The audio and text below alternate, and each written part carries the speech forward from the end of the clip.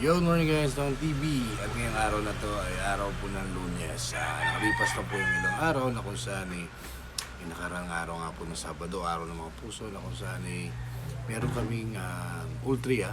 At pagkatapos po ng ultria namin, nagkaroon kami ng konting salo-salo na kung saan nagluto ang aming brother na si JR ng goto. At yung salo-saluhan namin, panoorin niyo po. Ito po. Naman ng isang kami. Mas masama Panginoon, mga pagkain ito, na yung kalawin lang sa iyong iyan, sa pamagay ng isa lang kayo. Mas masayin po, naglalagay namin ng mga pagkain ito, Panginoon Sir. Pero ako'y bang biyaya kay kayo sa mga lang, siksik, hindi ka na ako. Mas masayin rin po kami mga kakain ng pagkain ito, Panginoon. O ay tuloy kalalasan namin ng katawan at kagaling po namin karamdaman. Maraming salamat po. Salamat po kayo sa pagkain namin, sa pagkain ng Kristo na ang Panginoon. Amen. Maraming salamat sa Espiritu Santo. Para niya sa unang-una, ngayon, magpakailanman, magpasawalang hanggan. Salamat naman, Anak, Espiritu Santo. Ang sinuman ang nabubuhay para sa sarili lamang. Walang sinuman ang namatay para sa sarili lamang. Kahit lahat ay may pananagutan sa isa't isa. Tayong lahat ay binibro ng Diyos na kapiling niya.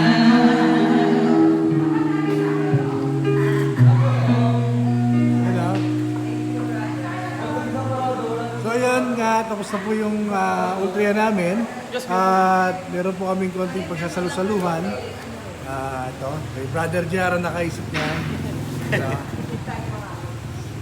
Meron kami itong arroz caldo.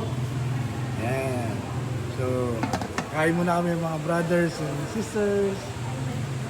Let's go.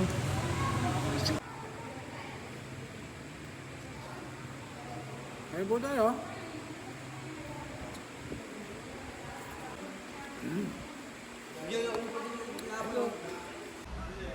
Ayun na nga po ang sarap ng kain ko doon ng arroz caldo na yun at napakasarap po talaga. Salamat Brother JR.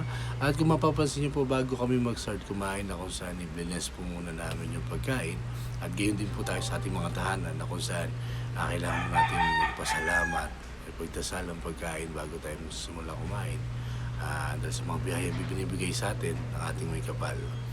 At kung saan nagkataon din po na ang ating pinagsalusalahuhan na mabuting balita ng araw na yon ay Marcos chapter 8 verse 1 to 10 na kung saan nangaral si Jesucristo sa maraming tao at nung napansin niya na parang nagugutom na to, siya hinahabag kasi halos tatlong araw na sila nandun so kung papawin niyo ngayon magsikandahilo yun yung mga baka bumagsak pa yun sa kalsada na kung saan tinanong niya sa mga alagad niya kung may tinapay ba at meron niyang 7 at ito'y dinasal ng ating Panginoon sa kanyang Ama upang ito'y dumami at ito'y kanyang pinipiraso-piraso at pero malilit na isda, ganun din pong ginawa ng ating Panginoon at kung saan pinakain niya yung napakaraming tao.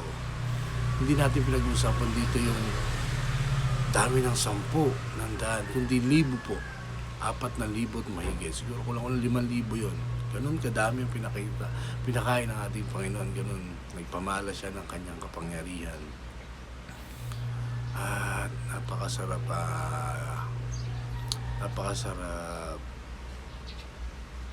malaman yung ganong klase ng sitwasyon na nangyari po ba kahit man tayo sa ating mga tahanan. Sabi ko nga, di ba, bago tayo kumain kailangan mo natin magdasal. Bakit kailangan natin gawin yun? Di ba, kahit konti lang yung pagkain natin sa ating hapag, kahit konti lang. Pero pag yun ay blinas natin, pinagdasal natin, pinagpasalamat natin, kahit ilang pa tayo kumain sa loob ng tahanan, lahat mapupusog, walang mapipitin.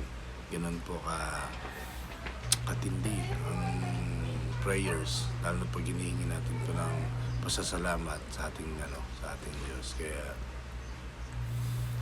we're blessed because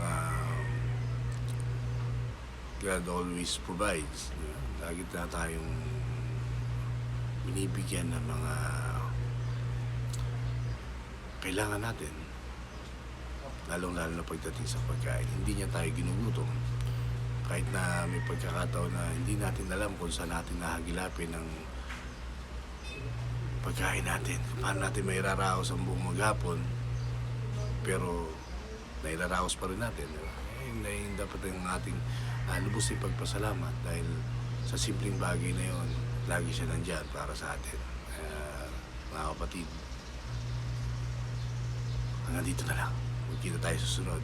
De Colores. Boom.